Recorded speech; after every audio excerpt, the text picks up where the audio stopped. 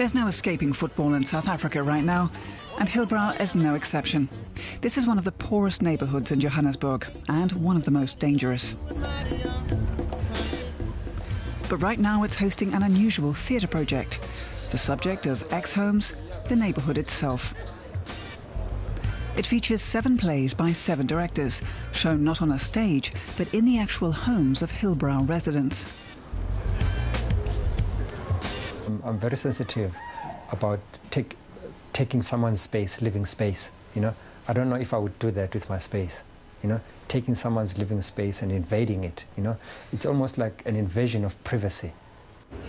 As part of its Football Meets Culture initiative, the Goethe Institute in Johannesburg invited a team from a Hebel Theater in Berlin to develop the project. Curator Christoph Gurk feels it has huge social and cultural significance.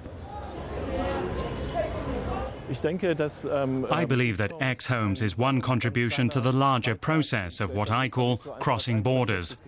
Johannesburg is a very segregated city, and what I want to do with X-Homes is cross demographic and social borders, as well as the border of skin colour, and even the borders between art disciplines.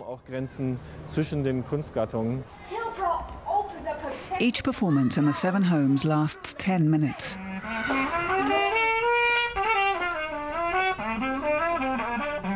The pieces are about Hillbrow, its residents and their destinies, portraits of the neighbourhood.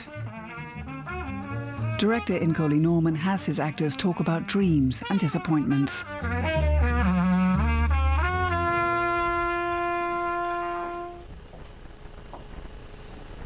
The greatest art is our living spaces, you know, and everything else is coating that, you know. Yeah. Destitution and despair abound in places like Hillbrow. Lisa Jaffa is South African. She and her friend wouldn't normally come to this part of town.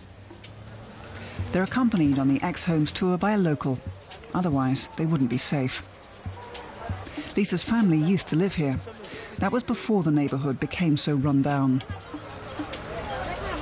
And I always had very fond memories of it being quite busy, and people are walking and interacting, almost like a busy hub, a very vibrant, busy hub.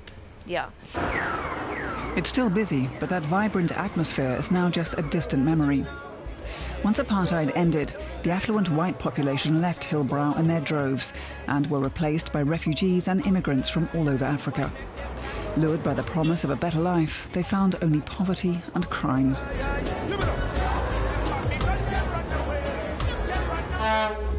An everyday scene is playing out behind the store. Are you here to view the flat? Yes. The X-Homes audience find themselves taking part in a flat viewing and are shown around. It's all part of the play. Then, suddenly, things turn nasty. No one is quite sure what's going on.